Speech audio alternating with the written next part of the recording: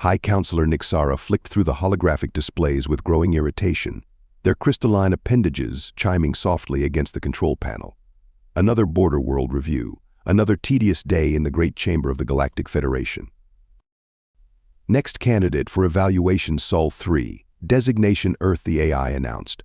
The chamber's vast dome filled with projections of Earth's cities, cultures, and technologies. Fascinating, muttered Sub-Counselor Yith. They've achieved spaceflight, unified global communications, and even rudimentary AI. Yet she gestured to a stream of Earth entertainment broadcasts, fast food advertisements, and news reports of ongoing conflicts. Barbaric, sneered Counselor Mextor, their bioluminescent patterns flashing with disgust. They still wage war among themselves. And look, they willingly consume toxic substances for pleasure. Reality television. The last words dripped with particular disdain. Nixara watched footage of humans engaged in extreme sports, wrestling matches, and eating competitions. They seemed to actively seek out pain and discomfort for entertainment. The criteria are clear, Yith added. Any species still engaging in territorial warfare is automatically classified as Category D, unworthy of contact. Her tendrils coiled nervously. However, what concerns you? Sub-Counselor Nixara's crystal fragments refracted light in patterns of curiosity. Their advancement rate is unprecedented. They progressed from primitive combustion engines to quantum computing in less than 2 centuries. If they continue at this pace, all the more reason to act now, interrupted Mextor. The protocols for Category D worlds are clear: preventative neutralization before they become a threat. The chamber erupted in murmurs. Preventative neutralization hadn't been enacted in over 3 millennia. But as the Council studied more footage, humans testing nuclear weapons, creating combat simulation games, training their young in competitive combat sports, the mood shifted. I propose we send the Vicar Squad, Mextor suggested. They're our most elite peacekeeping unit. Nixara's crystals chimed in surprise. The Vicar? For a single primitive world, that's excessive.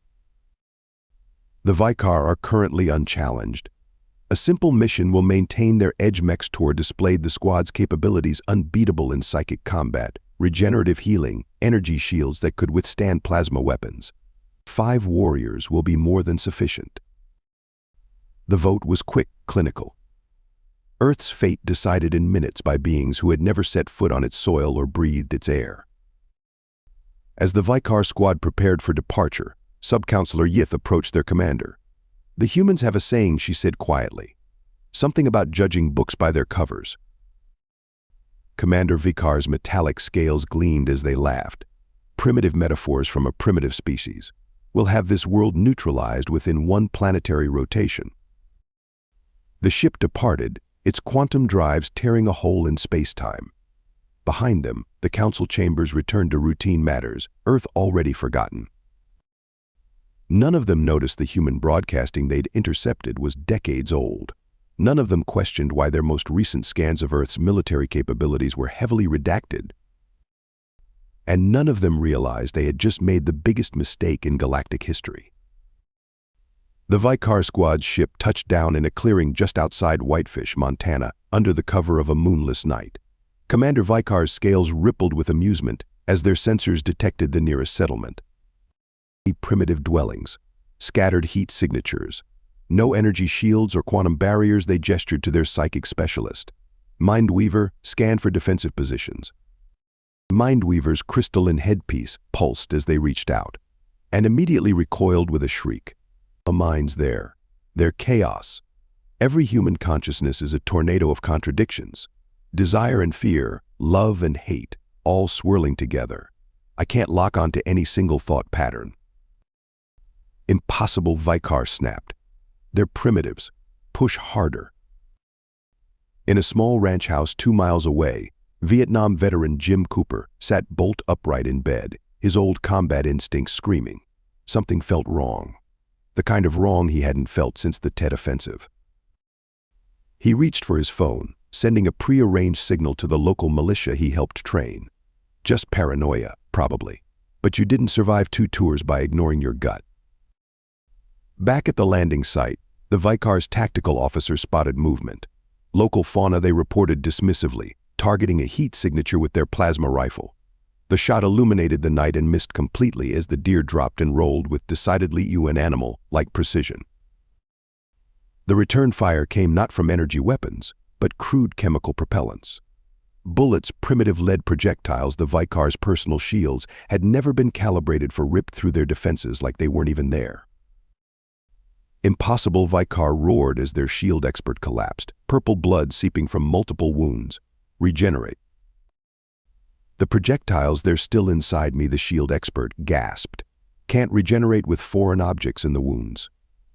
More gunfire erupted from multiple positions. The humans had surrounded them in minutes, using the very darkness the Vikar thought would conceal their arrival. All back to defensive positions, Vikar ordered. But there were no good positions to take. Every tree could hide a shooter. Every shadow could conceal what their sensors insisted was impossible. Humans who knew exactly what they were doing. The night lit up again, not with plasma fire, but with ordinary road flares, destroying the Vikar's superior night vision. Their motion sensors, calibrated for energy weapons and powered armor, were useless against opponents who moved like ghosts through their own woods. "They're just primitives," Mindweaver screamed, still trying to breach the humans' chaotic minds. "How are they?" Their words cut off as a glass bottle sailed through the air, shattering against their crystalline form. The liquid inside ignited a simple mixture of fuel and soap that burned through their regenerative membrane like acid. Jim Cooper's voice crackled over a primitive radio. "Charlie Mike, this is Stalking Horse. Area secured, packages wrapped. Over." "Roger that, Stalking Horse. Local Leos are in the loop. National Guard's been notified. Pentagon's got eyes on the situation. How many tangos we talking about?" Cooper watched as the surviving Vikar retreated to their ship, leaving 2 of their fallen behind. 5 originally, down to 3 now. And son? Better tell the Pentagon, they ain't from around here. The Vikar ship lifted off on auxiliary power, main systems compromised by what their diagnostics insisted was impossible, a cyber attack using code so primitive it had bypassed all their quantum encryption. As they limped toward orbit, Commander Vikar recorded their emergency transmission to the Council. They never saw the F-22s rising to intercept them, pilots grinning as they finally got to test the reverse-engineered tech from a certain crash in Roswell. The Vikar's last thought, before the impossibly upgraded human weapons turned their ship into a fireball, was that perhaps they should have looked more closely at those redacted military files. Back in Whitefish, Cooper and his team were already coordinating with a very unsurprised military response unit. He eyed the alien bodies and their advanced tech, remembering something his old sergeant used to say. "It ain't the size of the dog in the fight. It's the size of the fight in the dog." The great chamber of the Galactic Council had never been so silent.